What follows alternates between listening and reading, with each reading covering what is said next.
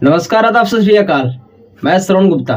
इस जमाने में मुझे लगता है कि इंसानों से ज़्यादा चोरों का दिमाग चलता है, क्योंकि इंसान जहाँ तक सोच नहीं सकता, चोर वहाँ तक सोच लेते हैं। देवरिया में ऐसी एक घटना सामने आती है जहाँ पर दो लड़के चोरी करने के लिए पुरुष के नहीं बल्कि महिलाओं के कपड़े पहन करके, यानी सूट सलवार पहन करके मोबाइल चोरी को अंजाम देते थे। एक दिन वो मोबाइल चोरी करके घर से बाहर निकलते हैं तो कुछ लोगों ने उन्हें देख लिया चोरी करके भागते हुए। फिर उन लोगों ने उन लड़कों को दौड़ा करके पकड़ लिया।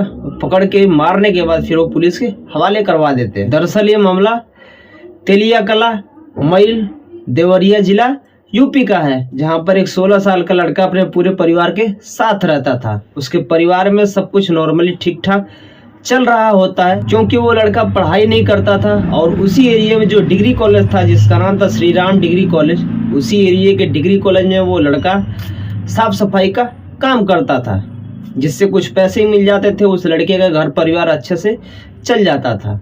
लेकिन उसी लड़के के घर पे कुछ दिनों के लिए एक लड़का रहने के लिए आता है, जिस लड़के का नाम था श्री भवन। श्री भवन मऊ जिले के मधुबन का रहने वाला था और उस लड़के के घर पे कुछ दिनों तक रहता है। जब दोनों साथ रहते हैं तो दोनों में आपस में अच्छी खासी दोस्ती हो जाती है। लेकिन उन दोनों लड़कों को महंगे फ़ोन चलाने की आदत थी, क्योंकि उनके परिवार का आर्थिक स्थिति इतना अच्छा नहीं था जिससे वो महंगे फ़ोन चला सके। फिर उन दोनों ने एक प्लान बनाया कि अगर मुझे महंगे फ़ोन चलाना है तो इसके लिए हम लोगों को चोरी करना पड़ेगा। और इस प्लान के मुताबिक दोनों तैयार हो जाते हैं मोबाइल चोरी करने के लिए। उसके बाद अगले दिन सुबह दोनों लड़के पुरुषों के नहीं बल्कि महिलाओं के सूट सलवार पहन करके घर से बाहर निकलते हैं। जब वो लड़के घर से बाहर निकलते हैं और गांव से थोड़ी दूर पे जाते हैं, फिर वहां पर उनको एक सुनसान सा घर नजर आता है। वो दोनों लड़के उस सुनसान घर में प्रवेश कर जाते हैं और प्रवेश करने के बाद वहां से फोन चुरा करके भाग जाते हैं।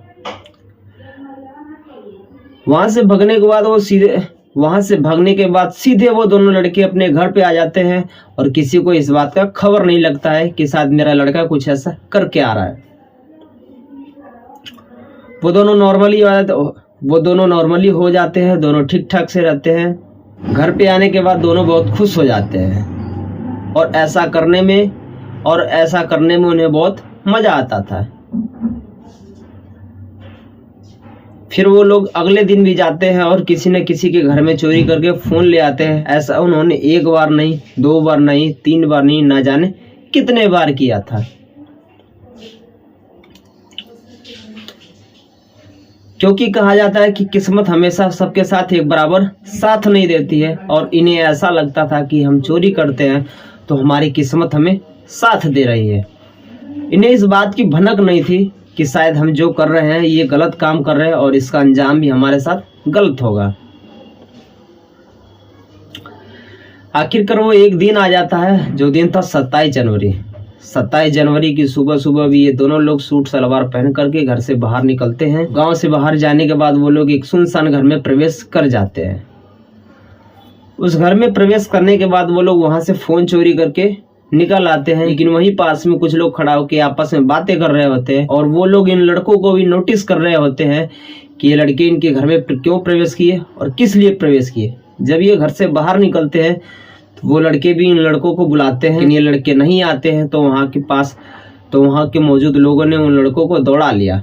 दौड़ा लेने के बाद जब उनके पास से तलाशी लिया तो उनके पास से फ़ोन बरामद हुआ। फ़ोन बरामद होने के बाद वहाँ पर जितने भी लोग मौजूद थे उन लड़कों को मारना शुरू कर देते हैं। जब उन लड़कों को बल भर मार लेते हैं, खूब ज़्यादा मार लेते हैं, उसके बाद वहाँ के मौजूद लोगों ने पुलिस को सूचना दे दी और मौके पर ही मैल थाना की पुलिस आती है। मैल थाना की पुलिस आने के बाद उन दोनों लड़कों को अपने साथ पुलिस स्टेशन लेके जाती है और उन दोनों से पूछताछ करती है। तो उन लड़कों ने कबूल कर लिया कि हम लोग मोबाइल चोरी करते थे और चोरी करके जब हम भाग रहे थे तो वहाँ पे लोगों ने हमें बुलाया, लेकिन हम नहीं सुने, जिसके कारण लोगों ने हमारा पीछा करके पहले तो हमें मारा, फिर बाद में आपको सूचना दे दिया। उसके बाद मैल थाना की पुलिस उन दोनों लड़कों को कोर्ट में पेश करती है। तो वहाँ के जज ने जो नाबालिग आरोपी था उस लड़के को गोरखपुर सुधार गृह में भेज दिया जाता है उसे सुधार करने के लिए, अपनी ज़िंदगी बनाने के लिए। जबकि जो बालिग आरोपी था जिसका नाम श्री भवन को जेल भेज दिया जाता है। दरअसल इस कहानी को सुनाने का उद्देश्य हमें आपको ठेस नहीं पहुंचाना है। इस कहानी को सुनाने का उद्देश्य केवल हमें आपको जागरूक करना है कि इस ज़माने में कुछ ऐसे भी लोग हैं जिन्हें महंगे शौक करने की आदत है, लेकिन अगर महंगे शौक करने की आदत है तो उनके पास महंगी कमाई नहीं है, जिसके चक्कर में वो किसी न किसी गलत रास्ते पे आ जाते हैं। यहाँ पर भी दोनों लड़कों को महंगे फ़ोन चलाने की आदत थी, लेकिन इनके पास आर्थिक कमाई इतनी नहीं थी कि जिससे वो लोग महंगे फ़ोन चला सके और चोरी करना शुरू कर दिए। अगर ये वीडियो आप हमारे फेसबुक पे देख रहे हैं तो प्लीज़ हमारे फेसबुक पेज को फॉलो करें, और अगर ये वीडियो आप हमारे यूट्यूब पे देख रहे हैं प्लीज़ हमारे वीडियो को लाइक करें, कमेंट करें, शेयर करें, और साथ ही हमारे चैनल को सब्सक्राइब करना ना भूलें। आप लोग जहाँ रहें सतर्क रहें, सुरक्षित रहें। जय हिंद, जय भारत।